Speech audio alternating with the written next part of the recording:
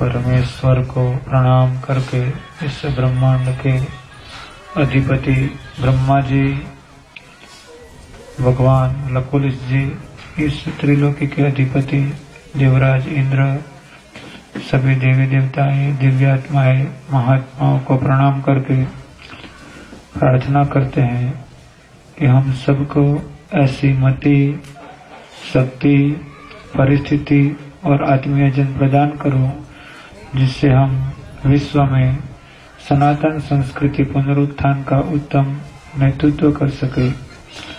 हमारे में जो कमियां हो, त्रुटियां हो, अक्षमताएं हो और वह श्रेष्ठ पथ पर आगे बढ़ने में हमारे मार्ग में जो विघ्न बाधाएं हो वह सब नष्ट हो। हम मानव जीवन के श्रेष्ठतम प्राप्तव्य को प्राप्त करें।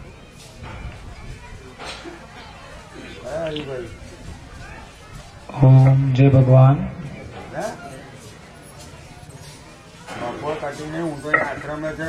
कायावरोहण के लकुलिश धाम में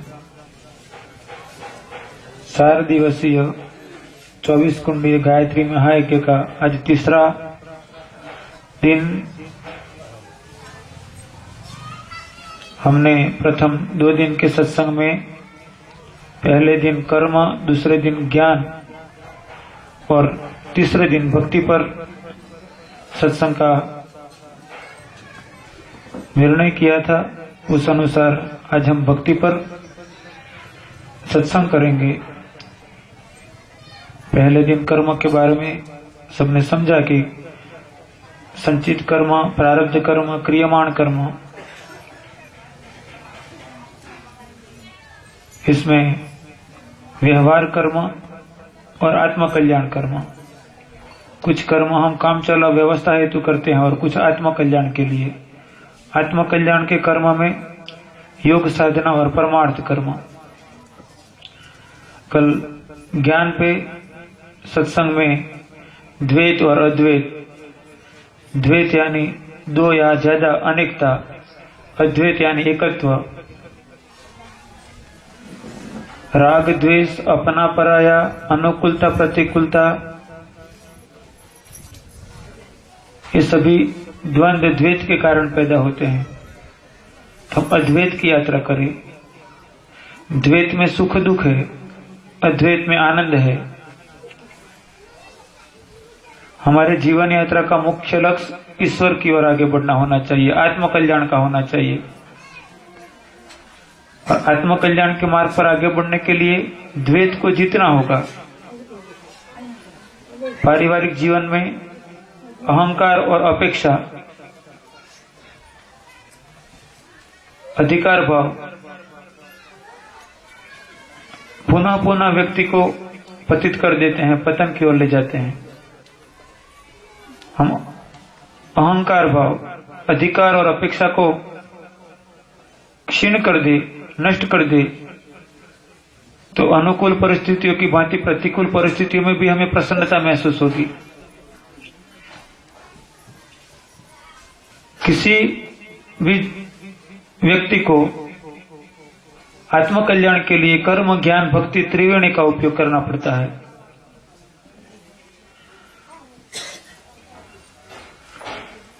भक्ति के आचार्य नारद मुनि कहते हैं कि भक्ति ईश्वर के प्रति परम प्रेम यानी भक्ति।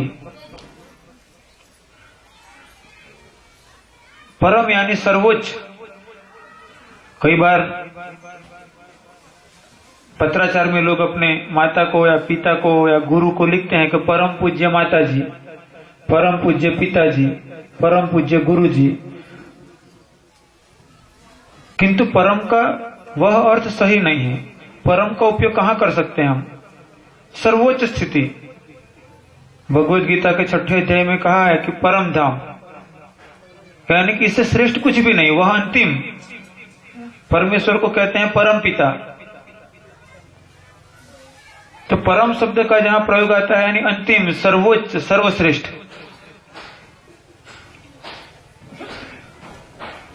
तो भक्ति यानी ईश्वर के प्रति परम प्रेम को भक्ति कहा गया।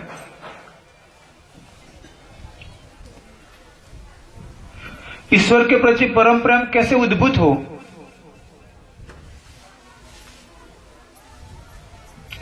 उन्होंने कहा कि जिसमें वो परम प्रेम उद्भूत हुआ हो, उनके सानिध्य से, उनके संग से,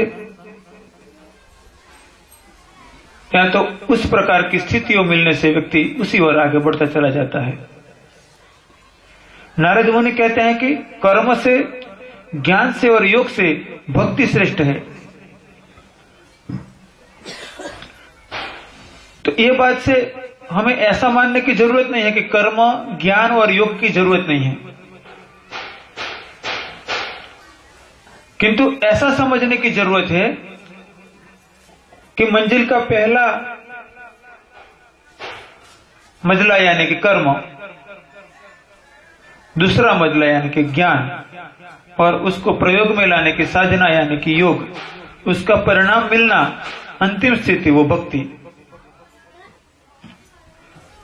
योग साधना करते हुए आगे बढ़ता हुआ साधक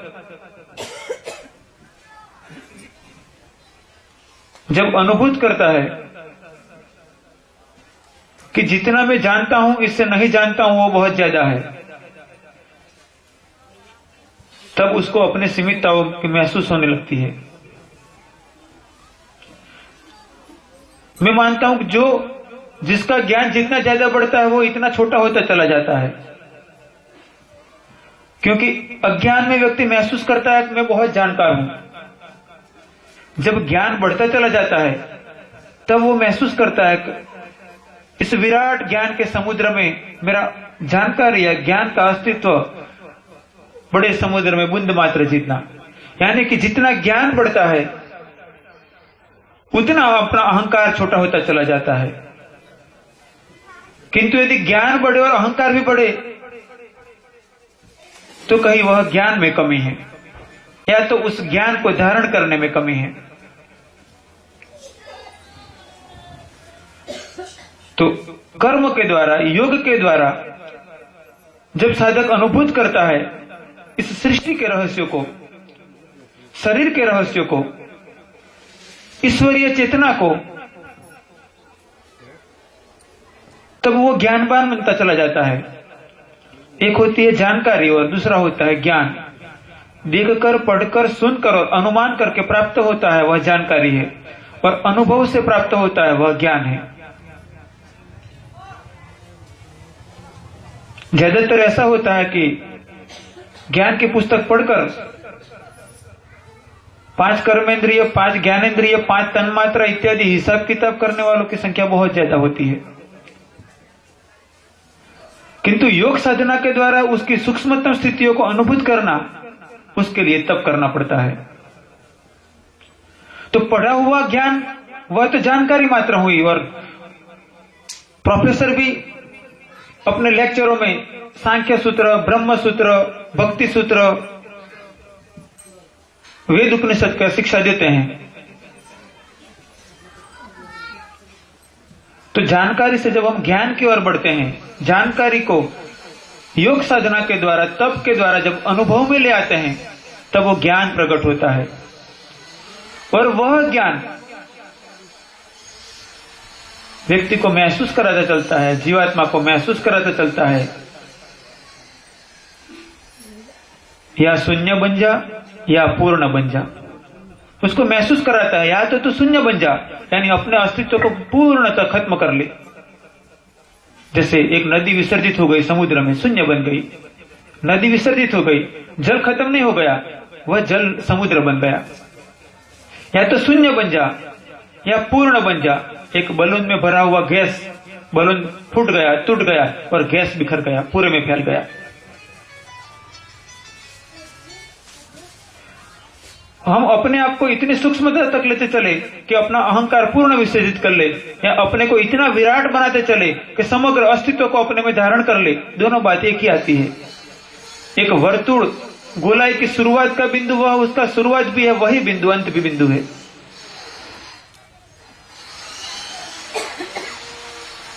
किताबों में पढ़ी हुई जानकारी, विद्वानों से सुनी हुई जानकारी,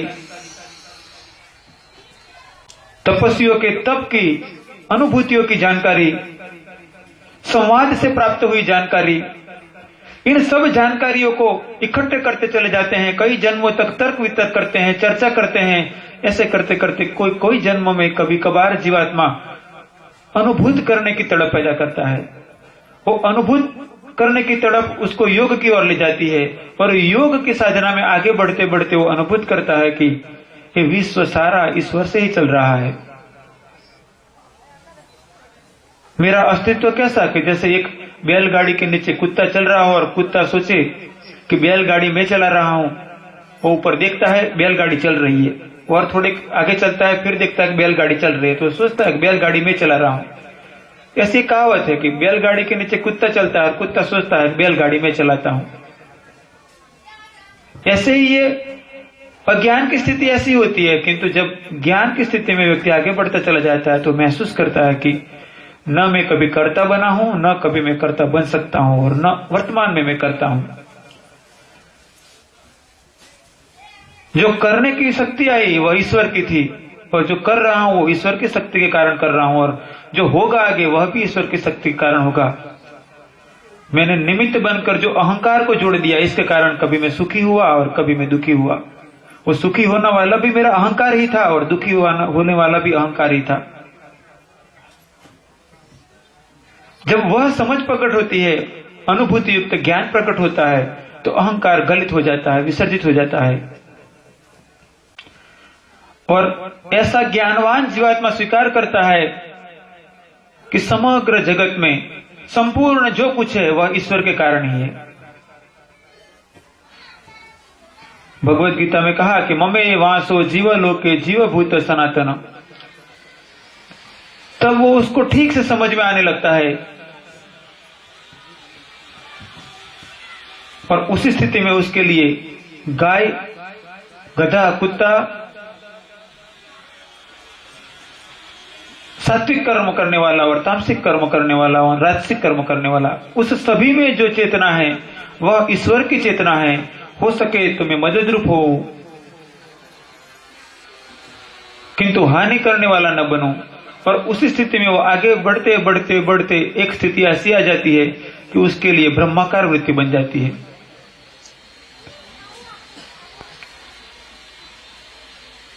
और उसी स्थिति में जो प्रकट होता है भाव, उसी स्थिति में जो ज्ञान की अनुभूतियां प्रकट होती है, तब भक्ति शुरुआत करती है अपनी परम प्रेम रूपा। परम प्रेम रूपा, नारद मुनि ने कहा कि तस्मिन परम प्रेम रूपा, वह भक्ति जो परम प्रेम ईश्वर के प्रति।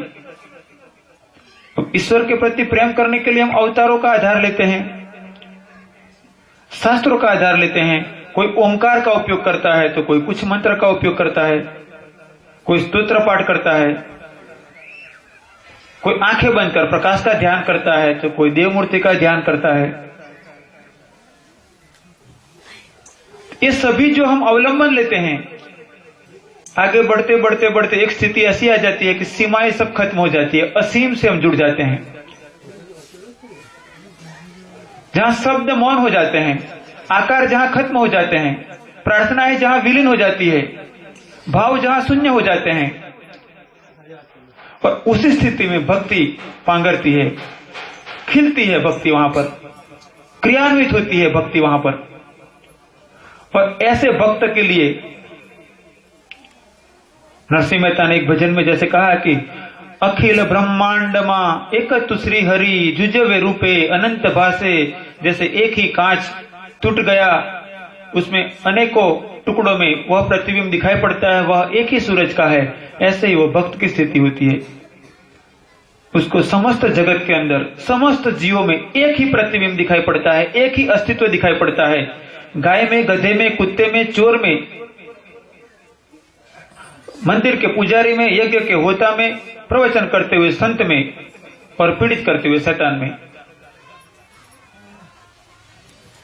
और उस भक्ति के लिए नारद मुनि कहते हैं कि कर्म से, ज्ञान से और योग से वह भक्ति श्रेष्ठ है, क्योंकि उस स्थिति तक पहुंचने से पहले कर्म, योग, ज्ञान इत्यादि की परिस्थितियां परिपक्व होती चली गई और उसकी परिपूर्ण अवस्था के अंदर आगे का स्टेप, आगे की स्थिति प्रकट हुई। सामान्यतः जन समुदाय में देखने मिलता है कि कोई थोड़ा पूजा पाठ करता हो कि स्तोत्र पाठ करता हो तो गांव में कहते हैं भगत से, भगत है वो। तो भगत होना कितना कठिन है।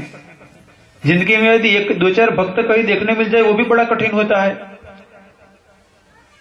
लाखों करोड़ों की भीड़ में भक्त मिलना बड़ा कठिन होता है। जो नारद मुनि ने कहा परम प्रेम रूपा, ईश्वर के प्रति परम प्रेम।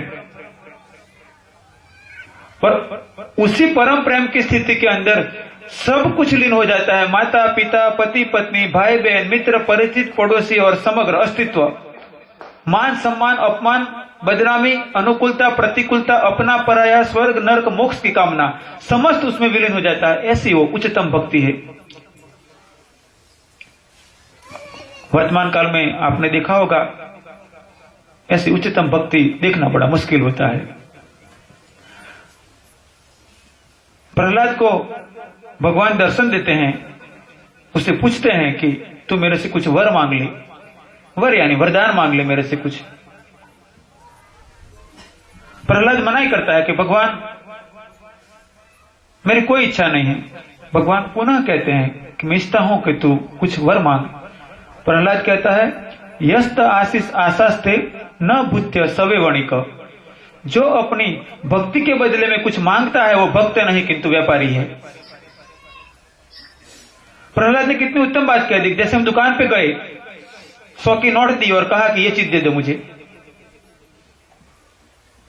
किसी गरीब को आपने कंबल दिया, 10 दिन के बाद आपके खेत में काम था और उसे कहा कि तुझे कहलवाया था तो मेरे खेत में क्यों नहीं आया काम को, उस दिन कंबल दिया था, पर जब कहलवाता है तो आता नहीं है। यह मनोवृत्ति समाज में ज्यादा देखने मिलती है। और भक्ति वह स्थिति है कि एक बार मैंने कहानी पढ़ी थी, वो सत्य है असत्य है इससे हमें कोई मतलब नहीं है, वो कहानी या घटना से हमें सार लेना है। भर्तृहरि जंगल में बैठे थे, कई सालों पहले वो ओम नमः शिवाय का जप कर रहे होंगे तो आदत में आ गया था और दिनचर्या में आ गया था। तो घूमते फिरते बैठते सहज ओम नमः शिवाय, ओम नमः शिवाय, ओम नमः शिवाय चलता रहता था। तो उस कहानी में या घटना में ऐसा बताया है कि आकाश मार्ग से शिव पार्वती जा रहे थे। तो ओम नमः शिवाय की गूंज इतनी सूक्ष्म में गूंज रही थी कि पार्वती जी ने शंकर जी से कहा कि चलो आपका कोई भक्त आपको याद कर रहा है, वहां चलते हैं। शंकर जी ने कहा कि उसे मिलने जैसा नहीं है।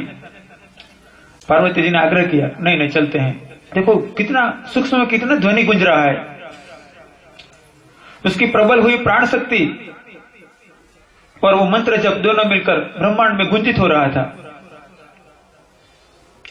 पार्वती ने आग्रह किया, शिव जी ने मनाई की। पार्वती जी ने आग्रह किया, आखिर शिव जी ने कहा कि ठीक है वहां चलते हैं, किंतु उसके पीछे खड़े रहेंगे। पार्वती जी ने सोचा कि कम से कम इतना तो हुआ कि वहां तक तो पहुंच जाएंगे। ठीक है प्रभु। शिव पार्वती वहां पहुंच गए। भर्तृहरि बैठे थे, उनके पीछे खड़े रहे। पार्वती जी ने आवाज लगाई, देख मैं तेरी मां तुझे दर्शन देने के लिए आई हूं। भर्तृहरि ने सुना, कदाचित कोई प्रत्युत्तर नहीं दिया। फिर से पुनः पार्वती ने कहा, तो भर्तृहरि ने कहा कि तू बूढ़ी हो गई है। उस कहानी में ऐसा लिखा था कि भर्तृहरि ने कहा कि तू बूढ़ी हो गई है। शंकर जी मंद मंद मुस्कुराने लगे कि मैंने कहा था कि वहां जाने जैसा नहीं है, पहले ही बताया था। फिर पार्वती जी ने कहा कि तू ऐसा क्यों कह रहा है? भर्तृहरि ने कहा कि तू कहां पर नहीं है, तू यदि आगे न हो तो मैं पीछे मुड़कर देखूं। पार्वती जी ने कहा कि यह बात भी ठीक है, ऐसे भी कहा नहीं जा सकता है कि मैं आगे नहीं हूं। पार्वती जी खुद आगे आए। शंकर जी हंस रहे थे। पार्वती जी ने कहा कि तू कुछ मांग। उन्होंने कहा कि तू दे क्या सकती है, आखिर तो माया ना, माया के सिवा और कुछ है ही नहीं। ईश्वर में कुछ है ही नहीं, हलचल ना है, ना आकार है, ना कुछ भी है, और जो भी है वो माया में है। हम जितना भी मांगते हैं कि मुझे पति मिल जाए, पत्नी मिल जाए, बेटा मिल जाए, बेटी मिल जाए, ये जितना भी संसार का कारोबार बढ़ाते चले जाते हैं, सब माया का और रस्सियां बांधना और रस्सियां बांधना। मैं तो लोगों से कहता हूं शादी करो ही नहीं, और शादी करो तो बच्चे पैदा मत करो, और यदि बच्चे पैदा करो तो कम से कम मैं कहता हूं कि वर्तमान काल में, पहले तो कहता था कि बच्चों को धर्म के मार्ग पर ले चलो, किंतु ये हिंदू भाई आते हैं तो मैं कहता हूं कि बच्चे पैदा करो तो 6-8 बच्चे पैदा करो, 2 आर्मी में भेजो, जो धर्म को 2-2 घर पे रखो, नहीं तो 3 हो तो 1 आर्मी में भेजो, 1 धर्म के लिए रखो और 1 आपके घर परिवार में रखो। तो पार्वती जी आगे आती है, पार्वती और कहती है, तो उन्होंने कहा कि माया की मुझे अपेक्षा नहीं है, और ईश्वर में कुछ है नहीं, लेने और देने वो बात ही नहीं है ईश्वर में। तो फिर भी पार्वती जी आग्रह करती है कि मेरी इच्छा है, तू कुछ मांग। संध्या काल हुआ है, मेरी धोती फटी हुई है, मैं ये एक कांटे के अंदर रेशा परो रहा हूं इसमें, कि जैसे मेरा कपड़ा सिल जाए, किंतु अभी ठीक दिखाई नहीं पड़ता है। तू इतना कर कि इसमें वो धागा परो दे, या तो वो जो बेल थी उसका वो परो दे, तो मेरा कपड़ा सिल जाए, बस इतना कर दे। भक्त की स्थिति ये होती है। किंतु ज्यादातर लोग ऐसे मानते हैं कि हम मंदिर में जाते हैं तो भक्त है, दिया पूजा करते हैं तो भक्त है, स्तोत्र का पाठ करते हैं तो भक्त है, यज्ञ करते हैं तो भक्त है, ओमकार का उच्चारण करते हैं तो भक्त है, ध्यान का अभ्यास करते हैं तो भक्त है। भक्ति प्रकट होती है अंतिम स्थिति, तस्मिन परम प्रेम रूपा, जो ईश्वर के प्रति परम प्रेम। पर परम प्रेम तक पहुंचने के लिए जरूरी है कि योग साधना। समस्त जीवात्माओं का अंतिम लक्ष्य एक ही है, ईश्वर। किंतु माया का प्रभाव इतना प्रबल होता है कि जीवात्मा इस माया के संसर्ग में आते हुए, आगे बढ़ते हुए अपना मुख्य उद्देश्य भूल जाता है और माया को ही महत्व का मान लेता है। कोई पागल व्यक्ति को किसी ने भिक्षा के अंदर 100 ग्राम लोहा दिया, उसी वक्त वहां से कोई सेठ की गाड़ी निकल रही थी, बड़े धनपति थे, उस दिन उनका जन्मदिन था। उन्होंने गाड़ी खड़ी रखी, देखा कोई व्यक्ति है, भूखा सा लग रहा है, गरीब सा लग रहा है। उन्होंने चैन उतार कर दी थी सोने की। वो पागल ने, भूखा था तो एक दुकान की ओर गया, दोनों चीजों को देखता देखता गया और सोने की चैन फेंक दी और लोहा देकर कह रहा है कि मुझे कुछ खाना दो। ज्यादातर हमारी स्थिति ऐसी होती है। ईश्वर और माया दोनों हमारे पास है। रावण और विभीषण दोनों भाई थे। रावण ने अहंकार का रास्ता चुना, अधिकार का रास्ता चुना, सत्ता का रास्ता चुना। विभीषण ने समर्पण का रास्ता चुना।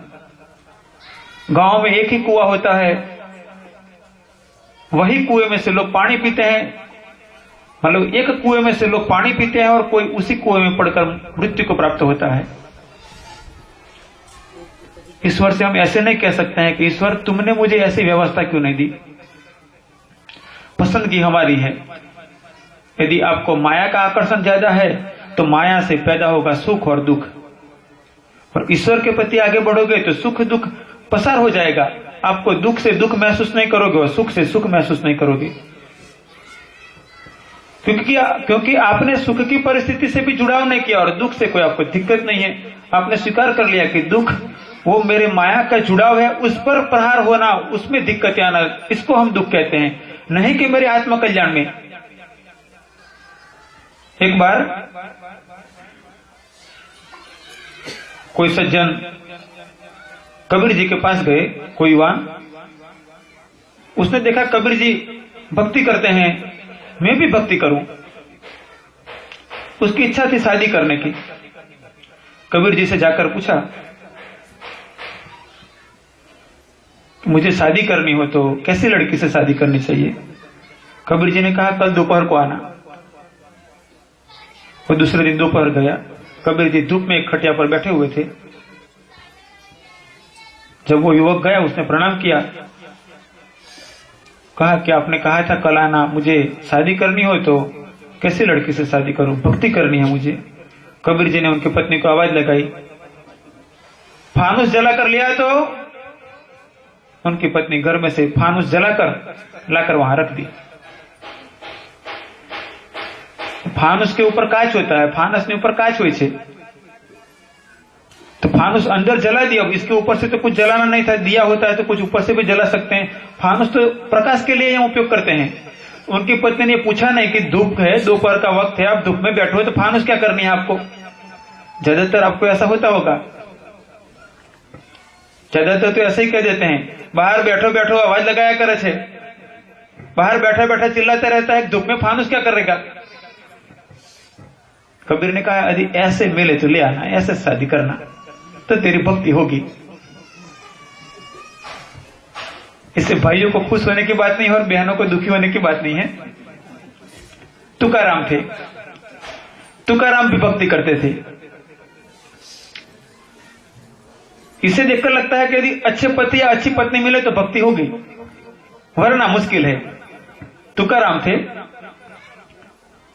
तुकाराम एक बार, उनकी स्थिति ऐसी थी कि भजन करने के लिए पित्तल के मंजीरे न हो तो दो पत्थर लेकर पत्थर बजाते थे और उससे भजन गाकर भजन कर लेते थे। इतनी गरीब परिस्थिति भी कई बार रही थी उनकी। एक बार तुकाराम खेत से गन्ना लेकर आ रहे थे, गन्ना એટલે કે શેરડી। एक बार तुकाराम खेत से गन्ना लेकर आ रहे थे। रास्ते में कुछ बच्चे खेल रहे थे। बच्चों ने देखा कि तुका गन्ना लेकर आ रहा है तो बच्चे पीछे लग गए, तुका गन्ना दो, तुका गन्ना दो, तुका गन्ना दो। तुकाराम बच्चों को गन्ना बांटते गए, शेरड़ी बेचता गया। बांटते बांटते एक डंडा उनके पास रहा गन्ने का, उतना लेकर घर पे आए। उनकी पत्नी ने पूछा कि गन्ना लेने के लिए गए थे तो लाए नहीं? तक इतना ही रहा। इतना ही लेकर आए तो लाए तो ज्यादा था, किंतु बच्चों ने मांगा तो मैंने दे दिया। तो पत्नी गुस्से हो गई और वो गन्ना यानी कि शेरड़ी, उसका डंडा लेकर तुकाराम को जोर से मार दिया। उस डंडे के जो टुकड़े हो गए। तुकाराम ने कहा, अच्छा हुआ, ऐसे भी तोड़ना था, एक तेरा टुकड़ा एक मेरा टुकड़ा। ऐसी पत्नी मिले तो भी भजन हो सकता है, ऐसा पति मिले तो भी भजन हो सकता है। तीसरी बात, नरसिंह मेहता ने भक्ति की। उनकी पत्नी का स्वास्थ्य ठीक नहीं था। उन्होंने दवाई वगैरह सब व्यवस्था की। शाम ढल गई थी, पत्नी को दवाई वगैरह दे दी। फिर कहा कि यहाँ नगर में भजन वगैरह है तो मुझे आमंत्रण मिला है, मैं वहां जाता हूं। पत्नी ने कहा कि आज मेरा स्वास्थ्य ठीक नहीं है, तो कि जो करना था वो सब किया, दवाई व्यवस्था सब। अब यहाँ बैठा रहूंगा तो भी तो समय जाएगा, इससे अच्छा है वहां जाऊंगा तो भगवान का भजन होगा, प्रभु भजन होगा। और वो चले गए। आधी रात तक भजन चले और जब वो वापस आए तो उनकी पत्नी मर गई थी और कई लोग इकट्ठे हुए थे। नरसिंह मेहता गाने लगे, भला हुआ टूटी जंजाल, सुखे भजेंगे श्री गोपाल। भलो थयु भांगी जंजाड़, सुखे भजीसु श्री गोपाल। अनुकूल पति या पत्नी हो तो भी भक्ति हो सकती है, प्रतिकूल पति या पत्नी हो तो भी भक्ति हो सकती है, और नहीं हो तो भी भक्ति हो सकती है। संसार की परिस्थितियों का बहाना कभी मत करना। हम ज्यादातर ऐसे आदती होते हैं, यदि ऐसा हो जाता तो मैं भगवान का भजन करता। कई लोग, शायद इसमें आप भी हो, आगे से ऐसे प्रयत्न करें कि संसार की व्यवस्था बन जाए या बिगड़ जाए, अपने परिचित जिए या मर जाए, घर गाड़ी बाड़ी रहे या लूट जाए, किंतु इस बातों की जरा भी इफेक्ट, जरा पण असर मेरी भक्ति की साधना पर नहीं आएगी। पर ऐसे विचारों को लेकर चलोगे तो प्रभु प्रेम प्रबल होता चलेगा।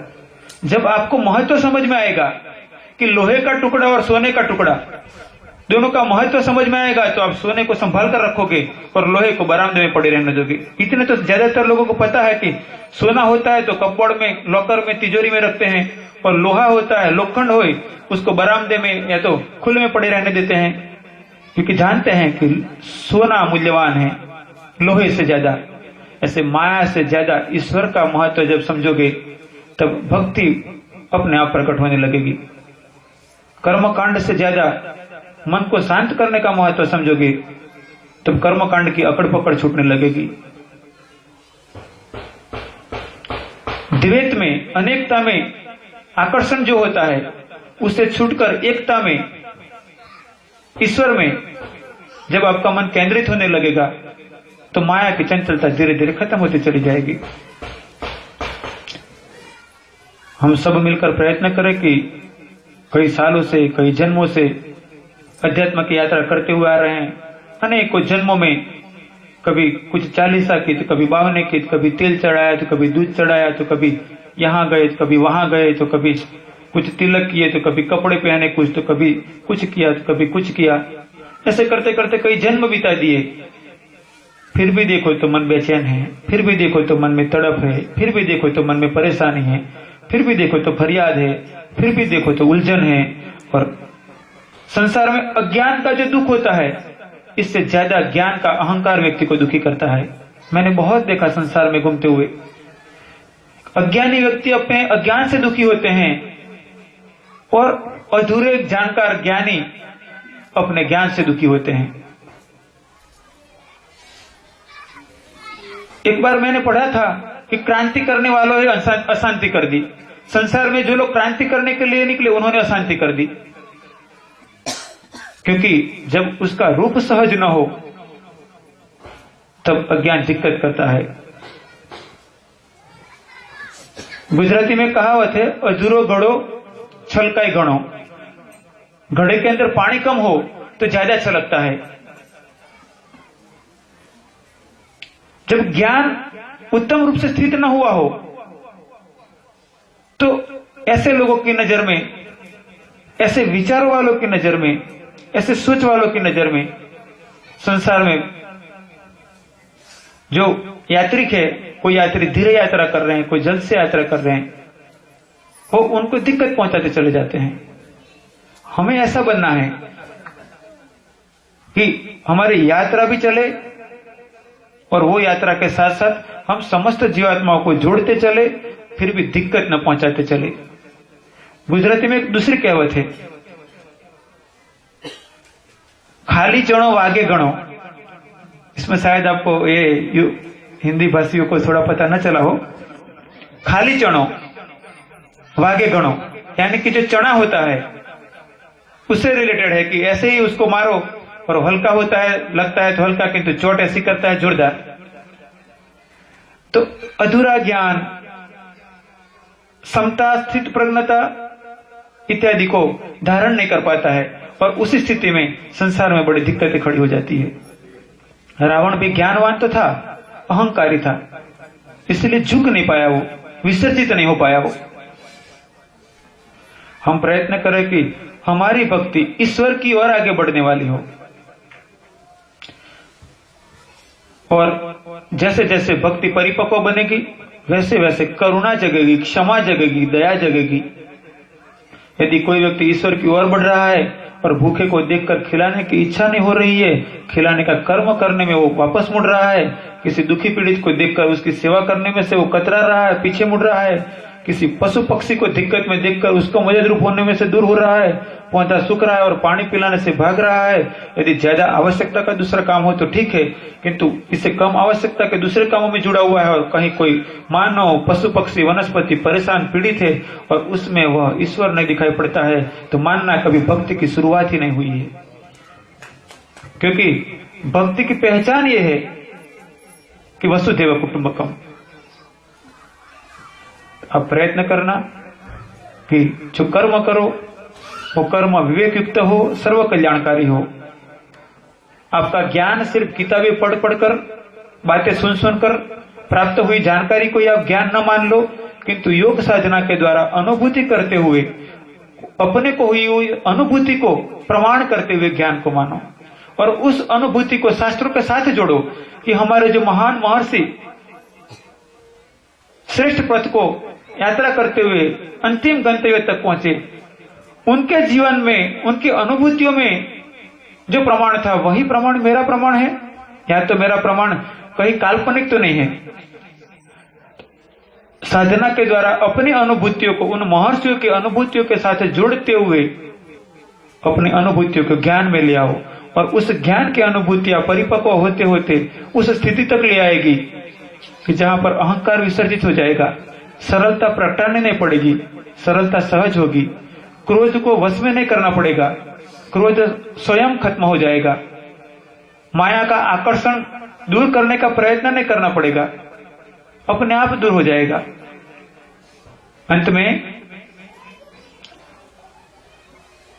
रिप्लेसमेंट, एक की जगह दूसरा रखना।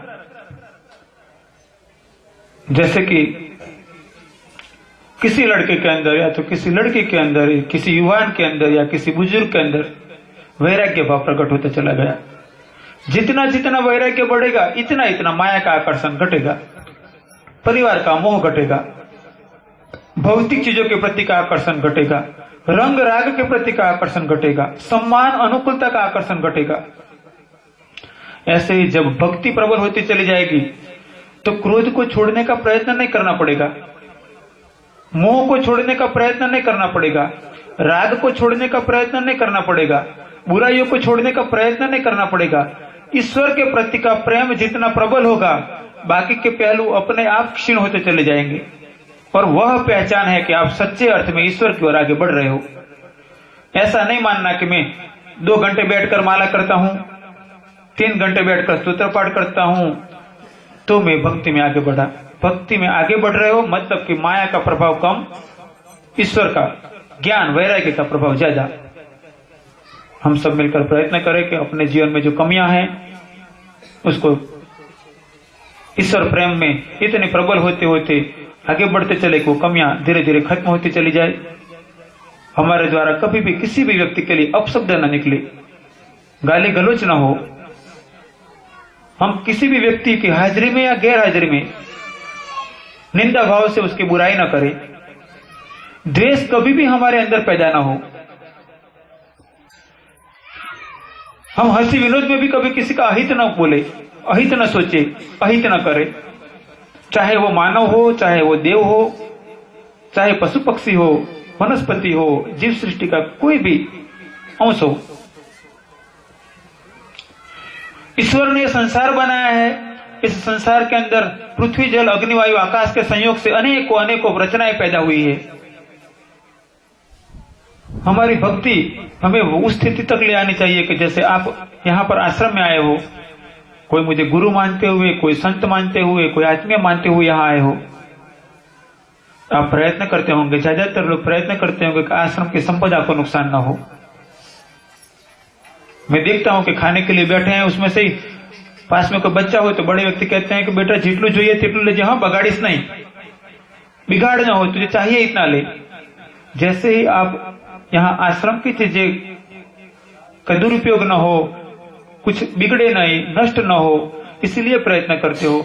ऐसे ही इस ईश्वर के बनाए हुए जगत के अंदर हम रह रहे हैं, हमारी आवश्यकताओं से ज्यादा कुदरती संपदाओं को नष्ट करने का प्रयत्न, वह भी भक्ति नहीं है।